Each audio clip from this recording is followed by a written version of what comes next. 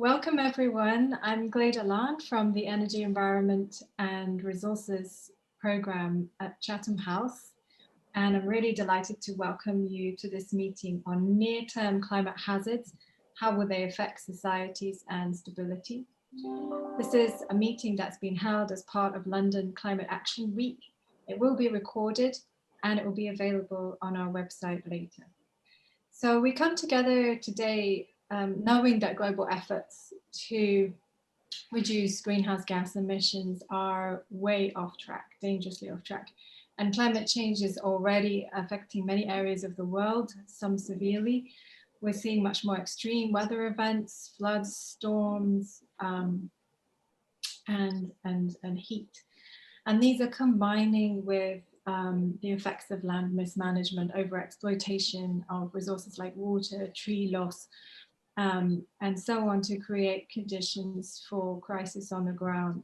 But at the same time, we see that a lot of societies are more vulnerable than others to these effects because of politics, because of governance, because of conflict at the local level. And in these places, you know, where there are much more urgent needs, ostensibly, than what we call climate resilience plans, you know, and yet these societies often depend much more heavily on the land and the resources that are being affected by climate change. So at Chatham House, we have a couple of major projects looking at climate impacts on societies. One is the UK-China Climate Change Risk Assessment, which works with UK and Chinese institutes to study global climate impacts. And one is a study with European partners called Cascades, which looks at the impact of climate change in areas of the world and how risks might transmit to Europe. So we're going to build a little bit on that research today. We're going to hear first of all from my colleague, Dr. Daniel Quiggin from the Energy, Environment and Resources Programme. Dan is a wonderful modeler, and he's also worked previously as a strategist for the government on business and trade issues. And he's been working on the what we call the China Risk Project, and is going to give us a little bit of an insight on how we can understand the most urgent near-term risks and how they translate into impacts for society. Then we have two wonderful respondents with us. We have Nada Majdalani, who's Director of EcoPeace Middle East. Nada is a environmental management expert with a passion for proactive dialogue, and EcoPeace is a regional organization that brings together Jordanian, Palestinians and Israeli environmentalists. We also have with us Baba Alpha Uma, a clinical psychologist, and he's at the National Institute for Oriental Languages and Civilizations in France, where he teaches courses on Fula civilization. And he's also been working on religious experiences and intercultural psychology, human rights and conflicts in the Sahel. So let's start with you, Dan. So yeah, as Gleda says, there's a couple of projects here at Chatham House that will focus on climate risks, and I'm just going to whiz you through some of our results from them. We're in the process of writing up these into reports at the moment, so I'm going to present two project findings to you. So the first one is a global climate risk assessment, and this builds on phase 1 and phase 2 of the UK-China Cooperation on Climate Change Risk Assessment project funded by the FCTO. First report was in 2015 and second in 2018, and it's a holistic and succinct summary of emissions, direct and systemic risks at global and regional levels. There's a 50-page report that's forthcoming with a 10-page summary, which is targeted at heads of government, and it's going to be published ahead of COP26 with 5 thematic assessment themes, which you can see there on the right-hand side. A lot of the direct risk assessment work draws heavily on work by Professor Nigel Warnell and team at Reading University, and the systemic risks have been assessed under an expert elicitation process. Just to emphasise what Gleda said at the beginning in terms of emissions risks, and I think it's important to emphasise this context. Firstly, global efforts to reduce CO2 are pretty obviously dangerously off track. Current NDCs indicate a 1% reduction in emissions by 2030 compared to 2010. And if emissions follow the trajectory set by NDCs, there is a less than 5% chance of keeping temperatures below 2 degrees and a less than 1% chance of reaching the 1.5 Paris Agreement.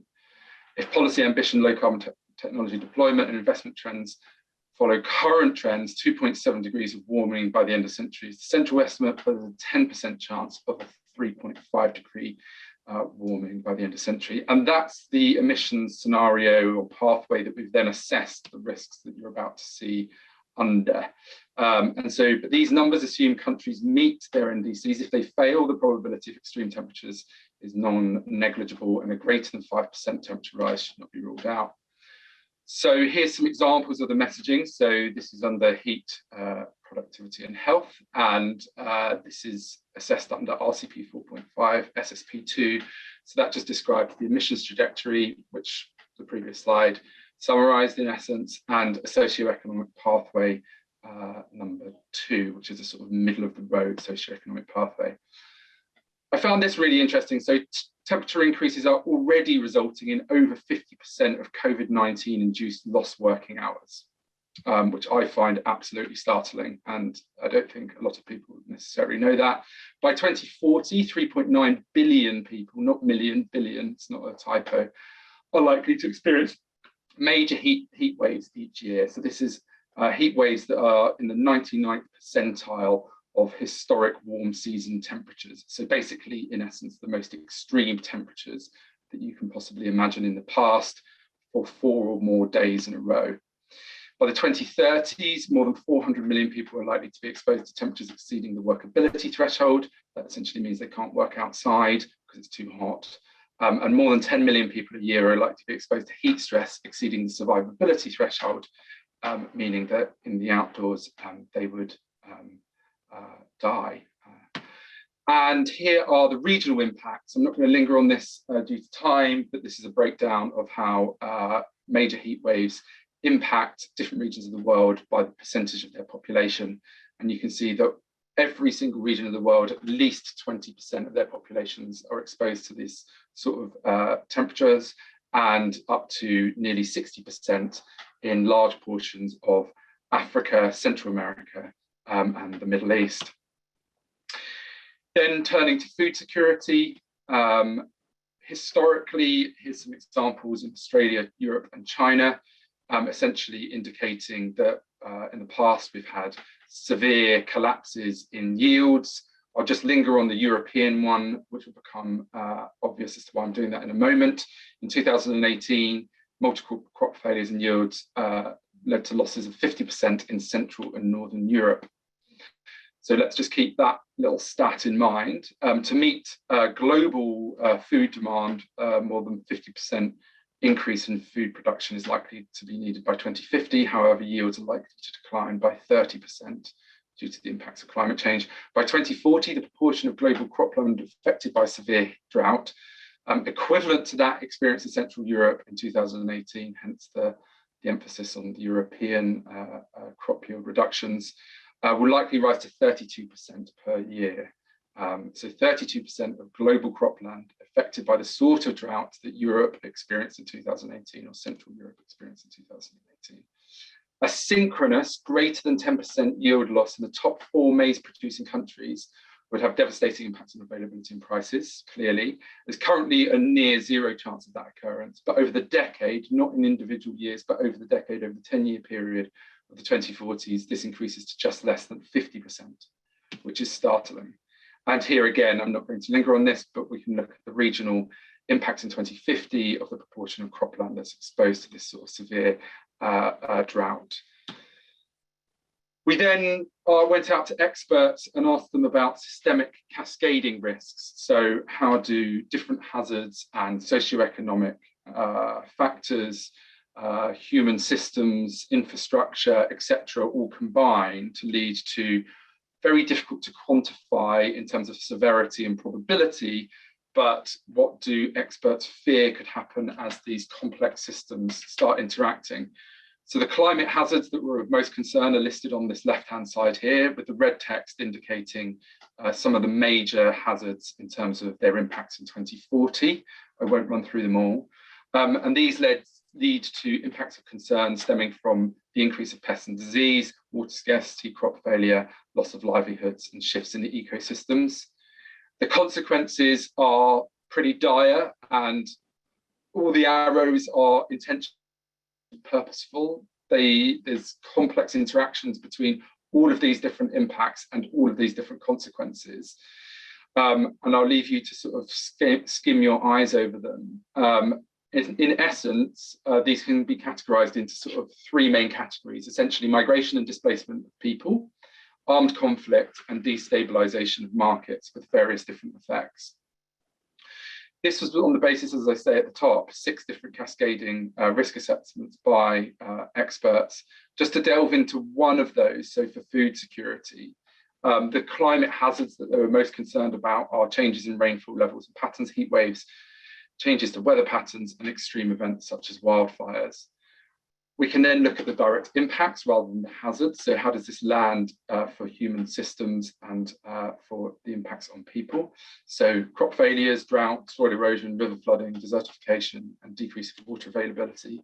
But then what does this mean in terms of the systemic cascade? So initially, experts fear a rise of human, animal, and plant diseases and crop failures, which then leads on to poverty, food shortages, and alterations of livelihoods.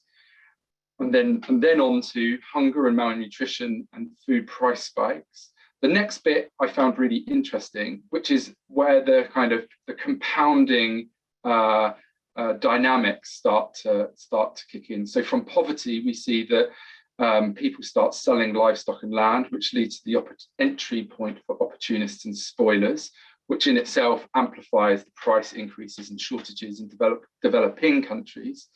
And at the bottom, the food price spike leads to interventions by governments in developed countries, such as export controls in their markets and relying increasingly on sourcing from developing markets, which again leads to that amplification of prices and shortages in developing countries. And then you have this feedback loop with large-scale hoarding. And then finally, you end up with migration pressures as people look to move to find areas where food is more abundant and affordable, societal tensions, and ultimately conflict and governance and state failures.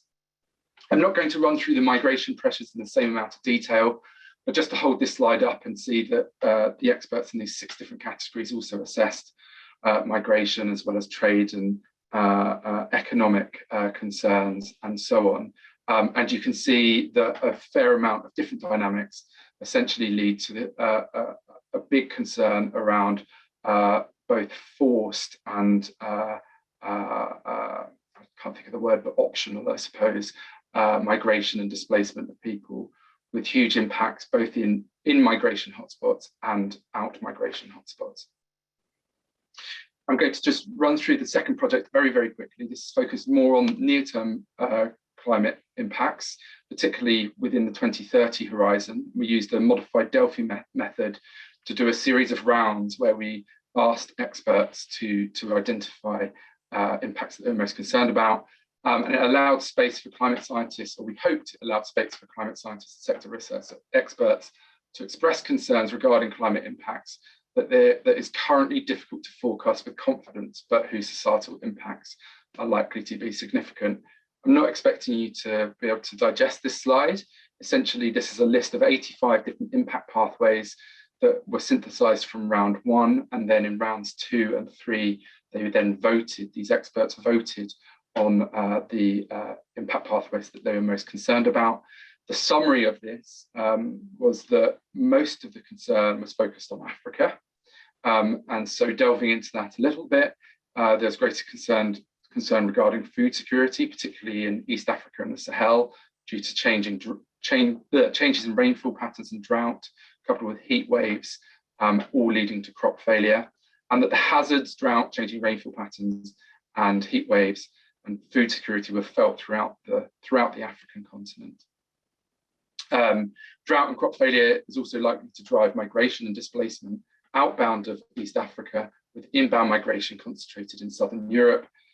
Drought is also likely to lead to conflict across Africa, again concentrated in East Africa and Sahel. I'm just going to pause a second and just say I'm really sorry for being essentially the bearer of some really pessimistic and fairly dire headlines here. It's a pretty depressing picture, but hopefully we can move the conversation on to some resilience conversations around what we can do to lessen the impacts. Just to keep going, drought and changing rainfall patterns were also highlighted as impacting livelihoods and income, but with the hazards and impacts spread across the continent. And in Asia, infrastructure loss and damage due to storms in Southeast and Southern Asia were of significant concern, as was food security as a result of drought in Southern Asia. In terms of amplifications of risks and monitoring, experts indicated that within the 2030 time horizon, Earth system tipping points are likely to have begun, but not to the extent that they will be significantly increasing the probability or severity of impact. And more importantly, the socioeconomic vulnerabilities were of greatest concern. So monitoring of risk should focus on the need to decrease vulnerability of climate hazards.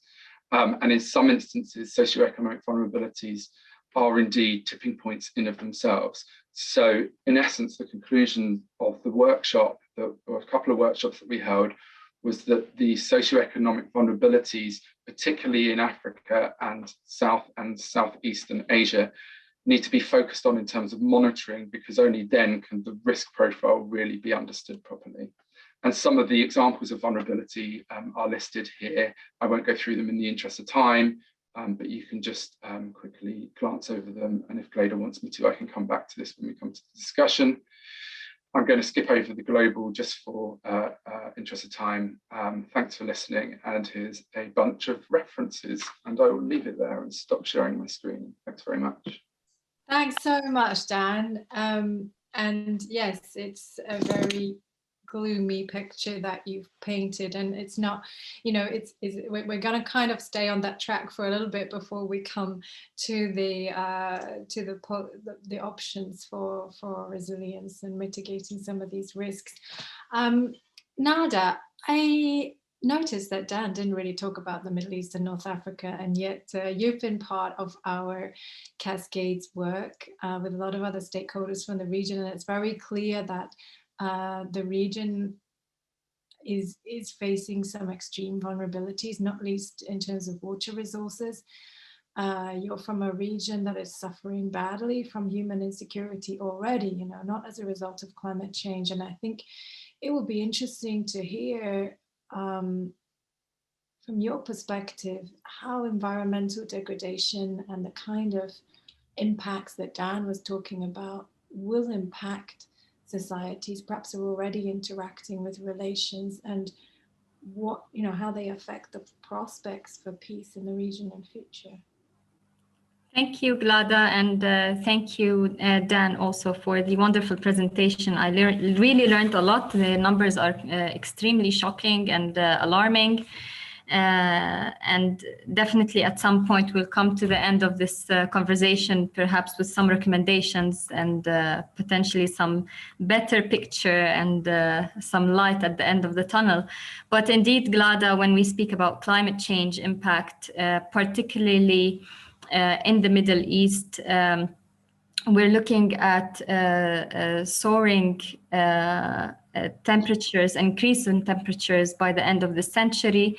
At least when we speak about our region that we work within as Palestine, Israel, Jordan, we're looking at an expectation of a 3 to 5 degrees Celsius increase in temperatures by the end of the century, 30 to 40% of decreased precipitation. And indeed, this has, you know, an overall impact on all other aspects of life, particularly when we speak about these issues as impacts of climate change on direct water supply and recharge of the aquifers.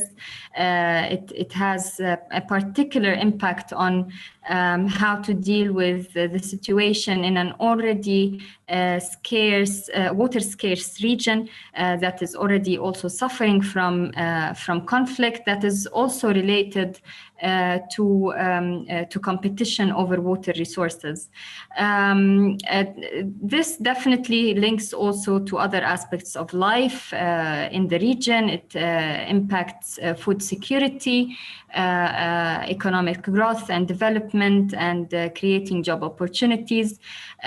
Overall, when literature speaks about climate change, it speaks about it as a threat multiplier, because it eventually leads to systems which are unable to deal with climate change impacts, especially that they don't have the capacity and they don't have the adaptive mechanisms. The impacts are exacerbated.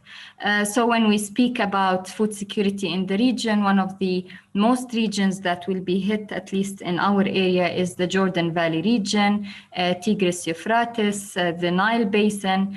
But also these regions are already divided by the conflict, and they are divided by competition over water. So again, lack of economic prospects that are linked to water insecurity, food insecurity, is also leading to increase of unemployment indirectly. And our region, if I may speak particularly about, for example, Palestine and Jordan, we have a 40% plus unemployment of youth. And this in particular is a recipe for disaster, particularly that many reports, especially about Jordan, has linked unemployment of the youth to enrollment in ISIS and organizations that promote violence.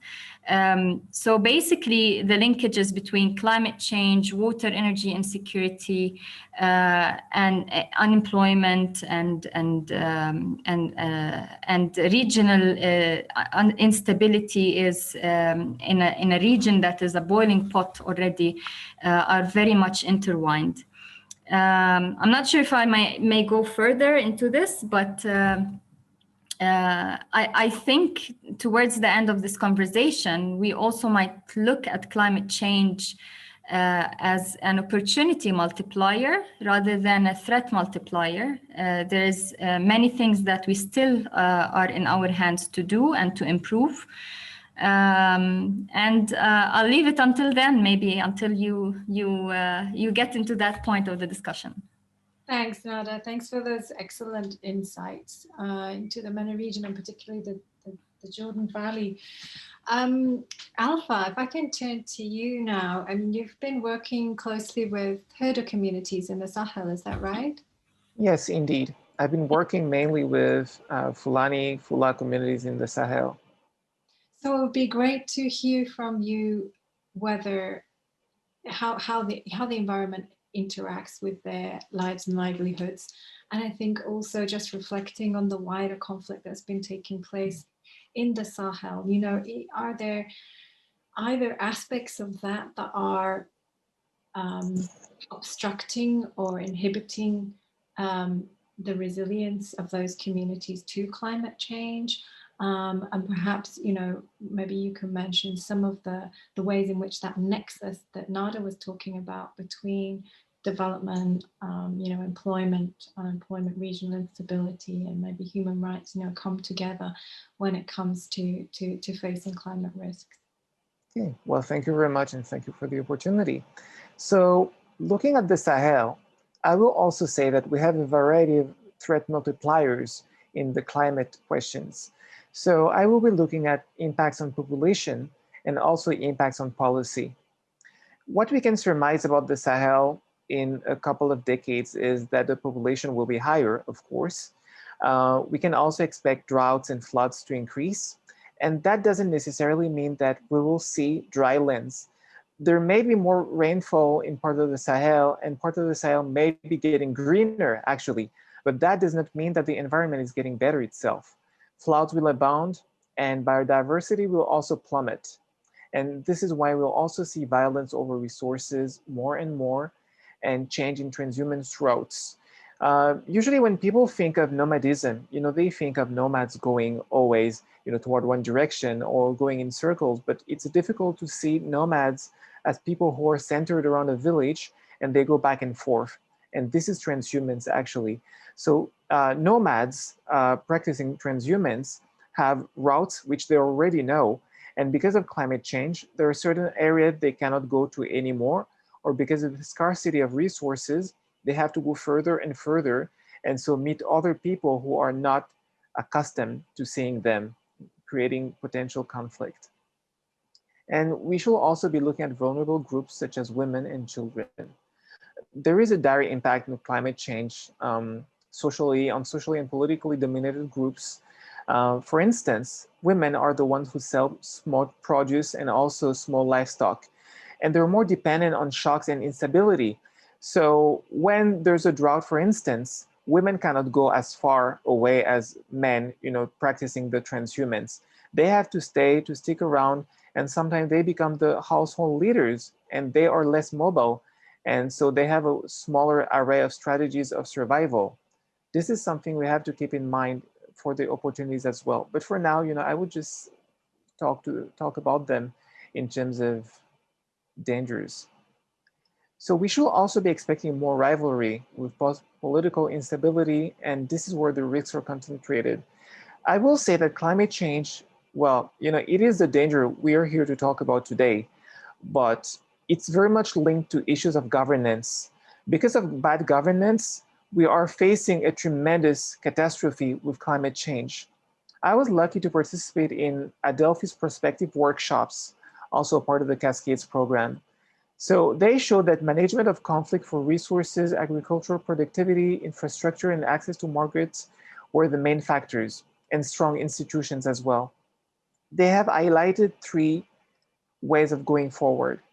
The first one is the success of the classic model with high productivity, satisfactory management of land and infrastructures, solid institutions, social harmony, good conflict management.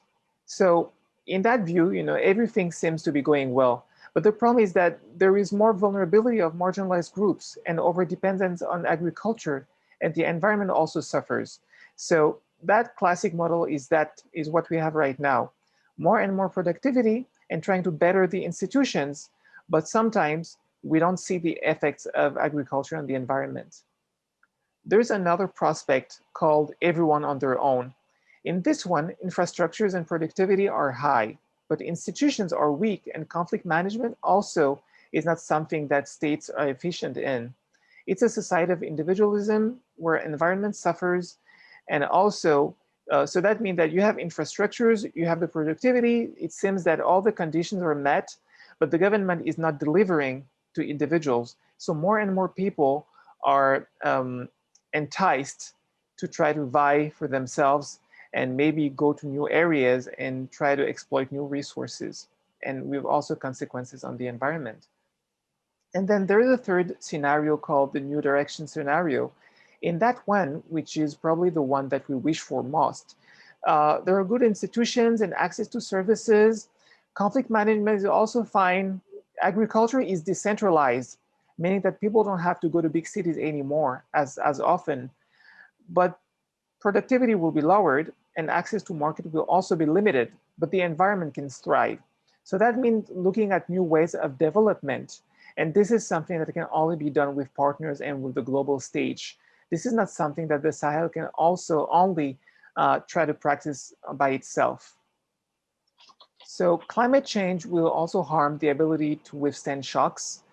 We have to look at climate change in the context of the Sahel as a series of shocks, and each one of them destabilizes the area and also endangers prospect of survival. So anytime there is a shock, there are consequences in terms of security, consequences in terms of productivity, and so on and so forth. Because we don't have strong governments, we cannot build resilience over time. And so prospective visions have to look at factors of instability and how to curtail them, and the consequence of the proposed solutions as well on human societies and the environment. These are things that we cannot dissociate. If we're not capable of maintaining a good enough standard of living for human beings, we're never going to face the challenges of climate change in an efficient way. And that is very much linked to insecurity in the Sahel. Hardship that may be linked to climate change, our demography is also something that we have to keep in mind. Global demography, the number of people in the Sahel is rising exponentially. It's going to be one of the regions where population will be multiplied even more, since you have countries like Niger and Mali where the average number of children per woman is 7 children, 6 or 7 children now. And so when you look at demography as well, you can tell that we don't have a choice to adapt in terms of resource management. And this is also another question that falls on the lap of the government. Okay, so there are a couple of more things that I'd like to talk about before talking about security. Security is one thing that I really want to get on, but I'm just going to finish in a bit that I have to say here. We should also expect transhumance patterns to change, and that will affect security as well. And it will create more and more pressure on spaces. So when you have cattle and cattle herders entering into a zone, it means more people and more animals. So the resources will have to be split between all these actors. And that also creates potential for conflict. There will be livelihood security, insecurity as well, where you have all these farmers and these herders now clashing anew. Relationship between farmers and herders have always been complicated because of rivalry over resources, but now they will be taken a step further. But both of them will be facing the catastrophe of climate change, of course, but in different ways. Herders have an advantage with this mobility. When a shock happens, they can take the cattle and they can try to go elsewhere, but that also endangers the ecosystem of that area. And so farmers are particularly threatened by climate change in that they have to share resources with more and more people coming. And also when they have droughts, it's very difficult to find alternative ways of surviving. And like the herders, true that farmers have more stability right now and maybe on the long term, but anytime there's a shock, they have a hard time withstanding. And so agricultural policy will really be one of the main factors at play when we try to curtail the effects of climate change. Climate change is happening, you know, there's only so much we can do to fight against it right now, but we can try to hold the fort. And for that, agricultural policy must be looking at ways of expanding without having a productivity that's too high and that will be using too much of the soil and the ground. Existing vulnerabilities are compounded with each other, and that's what creates tension. And as was just said, we have to look at climate change as a threat multiplier. This is really the key word for me, threat multiplier. And this also plays into insecurity, like I said. So conflicts and security are appraised over months, when climate change is appraised over years and decades. So we're not talking about the same lengths of time. And when we look at security right now in the Sahel, you have all these groups fighting intercommunal violence, fundamentalist violence. You have intervenants from the global scene, like the French. You have these coalitions of armies from 5 countries, and so on and so forth. So there really is a lot of pressure to find solutions right now. And the problem is that if we try to only think of conflict as something that happened, or violent conflict as something that happens because of climate change, we will be missing a lot of the actual factors at play. When we look at conflicts and insecurity, we're only trying to find solutions for something really punctual, something really small in terms of range of time. The thing that is true about climate change being a threat multiplier is that from a security perspective, it is true that you will also have more migration. So more displacement of population is something that always creates friction. And social inequalities as well. So we don't only have fundamentalism as a factor playing into insecurity, we have social inequalities. And so you can't really have a direct causation, a direct causal relation between climate change and insecurity. What you can say is that because of problems in agriculture, migration, social inequalities, security will be put at risk. And because that will happen, you will have more consequences on the society again. So you will have this sort of vicious circle going on. And ultimately, weak governments and damaging agricultural policy lead to conflict, which lead to damage in community resilience, and which also feeds back again into violence. One of the pitfalls of looking at the Sahel is seeing it as a field of experiments. External actors may have other agendas regarding the environment, with security climate nexuses becoming a too common notion. So we always try to look at the nexus between security and climate, between climate and security and human rights, etc., etc. It is true that there's a nexus, but the problem is that in looking specifically at security and climate, at that intersection, we miss so much. The situation is dire, but that doesn't justify, all these external interventions with this idea that we have to protect the environment, and to protect the environment, we have to curtail insecurity. It's not really the way that I think things have to be looked at. When we protect the civilians, when we have mechanisms of crisis management, this is how we'll be able to foster any policy that we'll try to implement. So without that level of peace, anything we try to do with the environment will fail, sadly. Yeah. Thank you for that, because you've raised such a lot of rich topics for discussion, and I just want to make sure that there's time for discussion. But thank you so much, because thank you. I'll be happy to answer any questions. I believe how much you've managed to cover in a few moments. And actually, with the last point that you made, I wanted, before we jump into the questions, I wanted to turn it back to Nada on this issue of sort of what comes first, because in the West Bank, for example, you have families, you have farmers who have been suffering from extreme inequalities in access to water and land for many years, and it's obvious that the illegal settlements have more access to water, so that the gap, the inequality gap, I think, in access to resources is very clear, and the Palestinian NDC makes very clear that before they can put in place the resilience, the adaptation actions, they need some process of political justice. There needs to be better access to land and water and control over those resources before the plans can be implemented. So I guess a kind of a question of what comes first, and how you think about the steps in achieving some kind of vision for environmental security in that context. Absolutely, Glada. What you've mentioned is very true, because, as I mentioned before, the political conflict and the situation in the area is already boiling.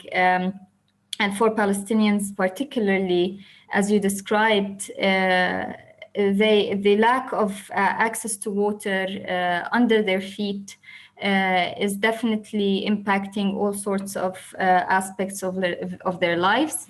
And in such situation, even I can describe that many communities in the south of the West Bank today, as we speak, do not receive water through their taps or through the network. And over the summer season, they have to purchase this water from private vendors and through the black market with uncertain quality, with skyrocketing prices. It could reach up to $100 per 10 cubic meters that would serve a family of 6 to 7 members for a week. Other communities even have more dire situations, and if I want to reflect on things in Gaza, they're even much worse. They're sitting on an aquifer that is damaged completely and unsuitable for domestic use or human consumption.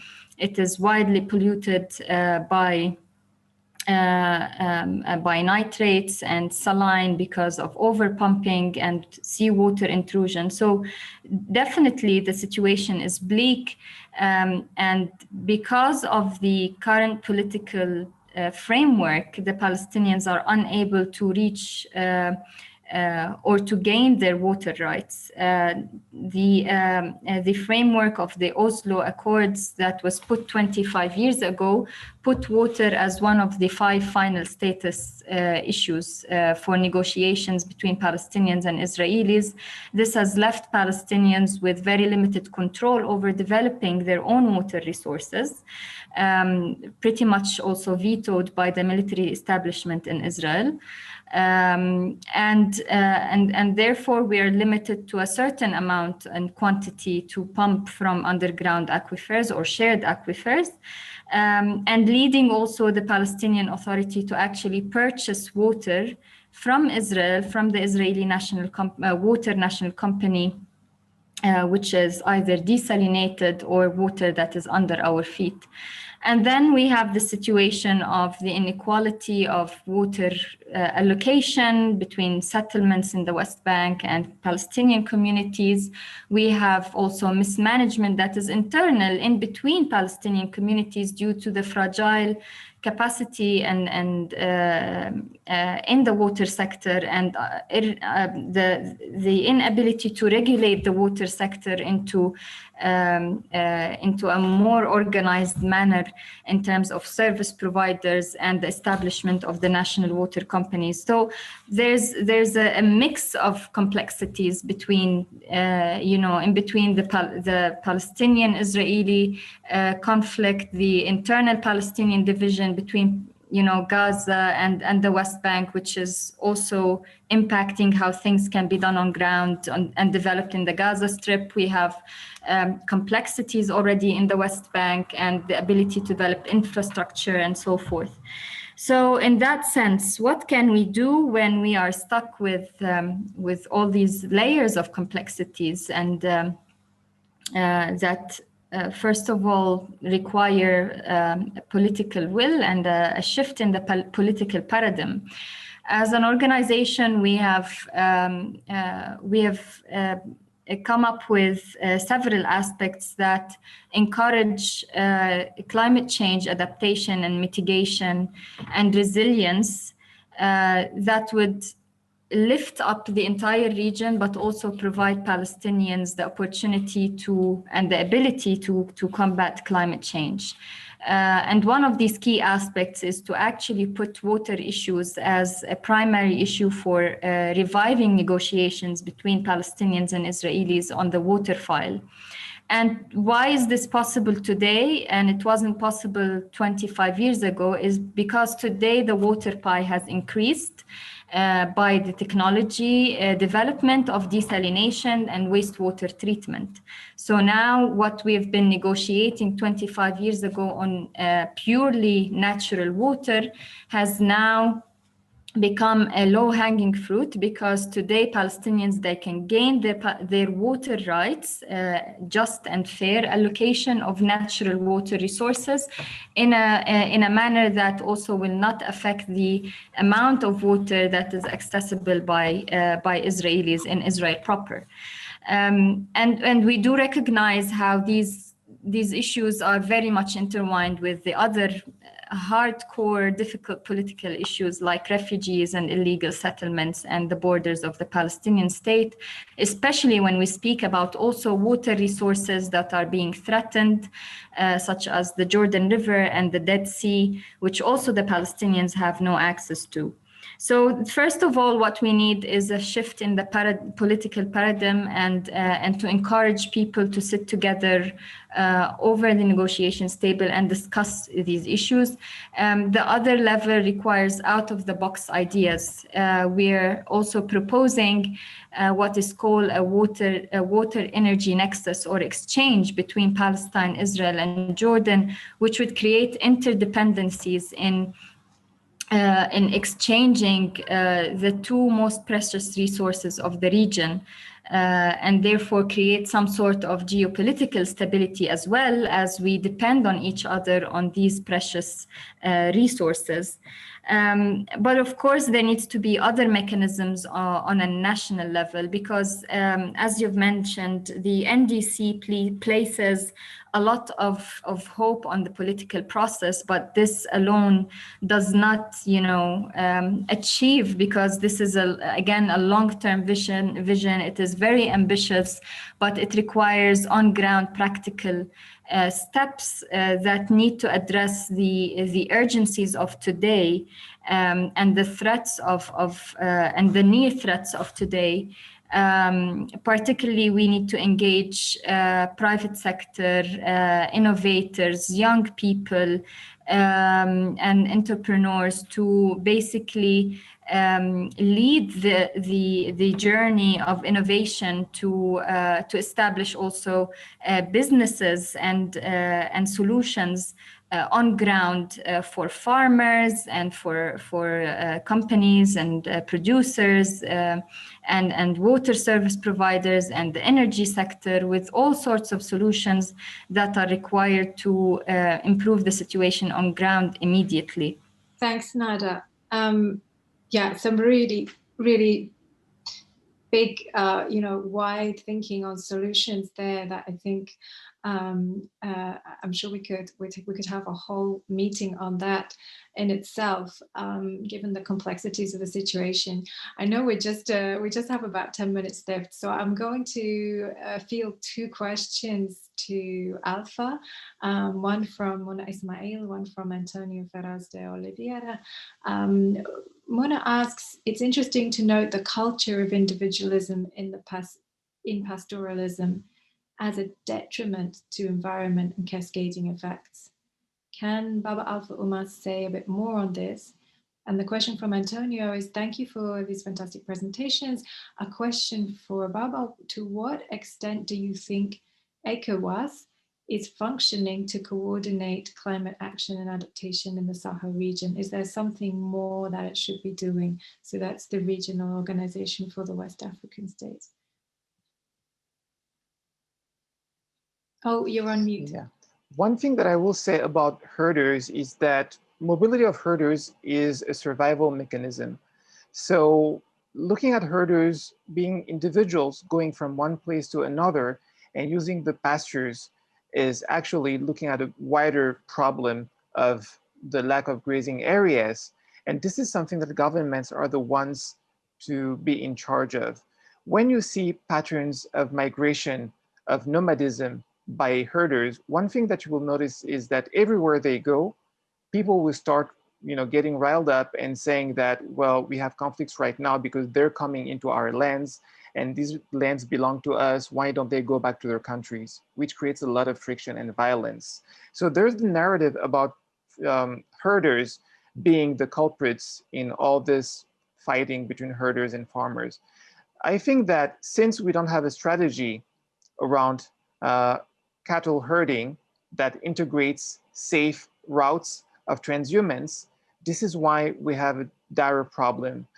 If the different states of the Sahel were able to have mobile vets, if they were able to have areas of rest for cattle herders, if they had secured routes throughout the Sahel where herders could go, they wouldn't be going as further south as they do. They will not be going into lands that usually they don't go to. And everything that they're trying to do, I think, that individualism that we're saying is actually an attempt to find solutions when states and governments are not providing these solutions. With regards to the ECOWAS, yes, the ECOWAS has a certain number of memorandums regarding climate, but each individual country has decided to sign the different treaties during the COPs, like COP21, for instance. I know that my own country, Mali, was one of the participants, and they took a plea toward climate.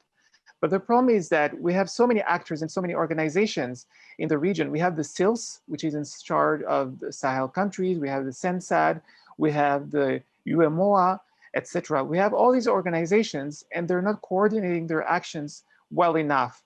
And because right now we're in a stage of conflict, we're in a state right now where the various governments are tackling fundamentalism. We have so much to say about jihadism. So not a lot of attention is being given to trans-borders cooperation around climate protection. Thanks very much, Alpha. Really, a really thoughtful answer to that question on transhumans. So Ritika has asked, and I'm pretty sure that we don't have the exact answer to your question, but she is asking, considering how climate change induced migration has historically been internal as compared to cross-border, international refugee law presently does not officially recognize the climate migrant status. However, given the worsening crisis, do you foresee a change in the refugee law in the coming decades? I'm not sure if anyone is up for answering that question. Dan, I know in your presentation, migration comes up a lot, and I know it's come up a lot in your expert elicitation survey. It's something that people talk about. Some people say, they're already climate migrants, and we don't really have an international strategy to deal with that. But if there are any comments that any of you want to make on dealing with migration, or how the international community should be dealing with climate-induced migration. It's never just climate change, but climate-induced migration in future, please. Well, there's... I can start. Oh, yeah, please, Nana, please, Nana. Okay. Maybe I have a little to say, but we already have seen what climate migration means with and the consequences of climate issues on the Syria crisis and the millions of Syrian refugees that are now in Jordan and in the borders of Turkey and even Europe. I think this is a ticking time bomb that could escalate to other regions, and we're already seeing it also from Africa, from North Africa particularly as well. And in that sense, we also have a live example from Gaza a couple of years ago. Also, there was a trial that some Gazans tried to take the boats and escape to Cyprus and to Greece, and they've been captured on the way. All these aspects, I believe that they need to be really thought of deeply into the foreign policies of Europe and also the US and developed countries. I think at the moment Europe is speaking of a Green Deal for the European Union. The US has finally, with the Biden administration, brought back their interest into climate change issues and environmental issues. So these aspects need to be tackled on several levels. The first one is to, first of all, support the adaptive capacity of these fragile countries into climate change solutions, increase the mechanisms of cooperation as well between the different parties across the border, into working together on some sound management of shared resources, about shared know-how on climate adaptive technology, and all these issues, but also to play a big role in negotiations and in terms of building the political will between the parties. And this should all fall down within the foreign policies that are already built in for internal uses, considering the Green Deal of the European Union and the Build Back Better at the Biden administration. So this is just my remark and my interest that climate change migration should be tackled in improving the situation on ground and rescuing the situation on ground on local levels, rather than actually dealing with the consequences. Thanks very much, Nada. Of course, we have to be careful in nuancing the role of climate change as a driver in migration in order not to reduce accountability on other parties involved in conflict, but certainly it is playing a role. Alpha. Well, I'll try to be very short. What I wanted to say is that I wanted to say what I believe should not be done regarding migrants and climate. You know, dangling the carrot of foreign aid all the time and saying, well, if you don't keep the migrant from leaving your country, we're not going to be helping you. So we're going to inject a lot of money into curtailing climate change, because we believe that climate change is one of the reasons why so many people are going. How about just focusing on local development and not, you know, having this obsession about climate change, you know, being the solution to everything, you know, resolving climate change, which we know that anyway, climate change is not something that one country or one region will be able to solve. It's a global problem. And so every country, when the government gets better, they will have resilience to tackle the impacts of climate change. And that will also foster a culture of people staying instead of people wanting to go outside.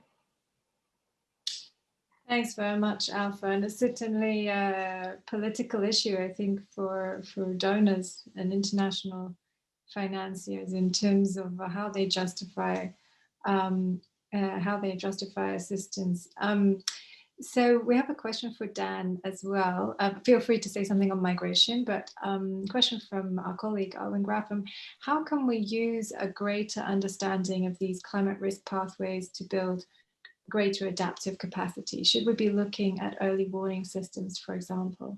I think that's a really great question. And I think it's interesting to tie that back to the previous question around international laws on migration. I think a really important point to make here is that unless we mitigate emissions dramatically, the effects and the impacts of climate change are going to be so severe. I think the amount of migration and the amount of adaptive capacity that is required to deal with those impacts is arguably nearly insurmountable. So we shouldn't kid ourselves that we can adapt to the impacts of climate change. Obviously, it's not a dichotomy between adaptation and mitigation, but unless we put huge efforts into mitigation, the amount of migrants and people impacted by climate change are going to be so large that I'm not sure that there's the adaptive capacity within countries to deal with that, whether that's changing of laws at an international level to encourage, not encourage, that's the wrong word, but allow more migrants into wealthier countries, or simply getting more pest and disease resistant crops into the ground and so on and so on. Those adaptive mechanisms are scant in comparison to the impacts of climate change. So I think the conversation thus far has really been a little bit, in my opinion, weighted towards how can we adapt, but without necessarily appreciating the scale of the adaptation that would be required under an assessment which is a fairly middle of the road emission scenario. So I think that's really important to emphasize within this. And then I think directly addressing Owen's question, I think we need a really kind of honest assessment as to the socioeconomic vulnerabilities within countries and what that adaptive capacity is, because that then gives us a steer towards what the limits of that adaptation really are, which is then linked back into those sorts of assessments around what are the impacts going to be under X, Y, and Z emission scenario. I think we just need to be careful not to dichotomize one way or the other, all the conversation being on mitigation, or all the conversation being on adaptation. Thanks for giving us that broader perspective on the dilemma, Dan. I know some of you have to drop off now, so just thank you for joining us, but I do want to try and cover the last two questions from participants, if that's okay, for an extra 2 or 3 minutes. There's one, I think, for anyone who wants to answer it, on the military role in this. Bruce Stanley asks, the militaries across the region, their role and contributions to climate crisis, plus the role of external militaries as drivers of climate change has not yet come up. NATO wants to go green. Any thought on the role of militaries on this issue, as in climate change impacts and resilience? And then there's a question for Dan specifically. You mentioned the significant hazard of intense heat waves, especially in South Asia and Southern Africa. Are there any hopeful projects you know of working on developing low cost, low energy, heat resistant infrastructure for regions at risk? Alpha, I know you have to jump off. Just thank you so much for joining us. Is there anything else that you wanted to? Thank you very much. Well, I hope that Nada and Daniel can talk about the opportunities rather than the threats of climate change. It's something that I wanted to address, and I think it would be a great way to conclude. And thank you so much for having me. Thank you very much indeed. We really, really appreciate you joining us today. So on the militaries, would anybody like to comment on that? And you don't have to, but if there's any thoughts. Maybe super quickly, maybe I'll just take the infrastructure one first, just because it's slightly easier. I think the impacts of heat are mainly on people. That's the first thing to stress. You know, concrete, steel, etc., are not really massively at risk under the types of heat that we're likely to see even towards the end of century. The tolerances of infrastructure to heat stress is actually quite high. The way the infrastructure is mainly going to be impacted, or so the risk assessment shows and the experts have pointed towards, is in terms of cyclones and typhoons, damaging big storms, damaging infrastructure. I think that's the big one, heat less so. On the military, I think that's a really fascinating question. I think obviously sort of risk assessments and the way in which risk assessments drive policy have traditionally had a home within the military. And so I think NATO and militaries around the world taking climate change more seriously and embedding climate risk assessments and the consequences of climate change into how they plan for the future, I think is actually quite imperative to governments taking it seriously and starting to mitigate and adapt simultaneously at scale and at speed. So I don't think it's less about, I think it's less, and I'll conclude, I think it's less about the militaries driving electric vehicle tanks and more about how they embed climate risk assessments and then the consequences that has on governments and how seriously they take it. Thank you, Dan. So final word to you, Nada. You can either pick up on any of those questions or you can just say a little bit, as Alpha pointed out, you know, to leave us on a positive note there in terms of what we can do, what governments can do, what NGOs can do to try and address these problems. So certainly we need to just end up with a word of hope. I think definitely climate change can be a threat or an opportunity multiplier rather than a threat multiplier.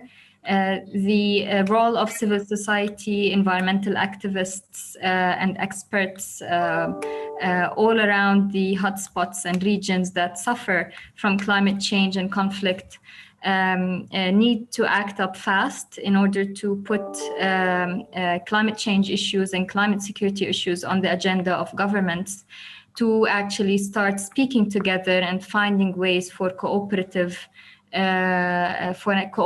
environment to be fostered. This needs also to be done through international community engagement in order to reach out to an enabling environment where parties can work together under a framework for climate change adaptation and mitigation. We see a lot of opportunity because eventually environmental and climate change impacts do not recognize geopolitical borders. And I always have this metaphor of climate change impacts on countries, because countries that are different in terms of their adaptive capacity, we're like a Titanic. Whenever there's people who are on the first class level with the champagne and everything, and then you have the people who are at the bottom of the ship, but once the iceberg hit, everyone sank. And this is exactly what international community needs to recognize, that fragile systems a collapse of fragile systems in terms of in light of climate change would have repercussions on them. And I think this gives a clear opportunity that everyone should come together under one roof and really start thinking practically throughout education, awareness raising, engagement of youth, Friday climate, campaigns, fostering innovation, creating young water diplomats, and who are able to speak out and advocate for climate issues on the agenda of decision makers, and just engage also, as I mentioned, the higher level political stakeholders to engage and talk. There's a lot to do, and everyone has a bit. Think tanks like Chatham House are very much thanked for their contribution and for the study that came out from the Cascade project. And I think this is just a step forward. And we look forward that these issues are actually on the agenda of COP26 in Glasgow in November, that are on the agenda of the G7 follow-up meeting. And as I mentioned, a lot to do, but the hope is still there. Thank you so much, Nada, for ending our meeting on a positive note. And if we've learned anything from the last year of the COVID crisis, the last year and a half, it's that we need to prepare for crisis with solving inequality in mind at the same time, because some groups are much more vulnerable than others.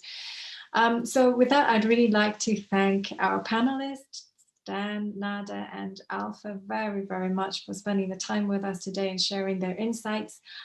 Please stay in touch with us at Chatham House if you're interested in the climate risks project that we mentioned.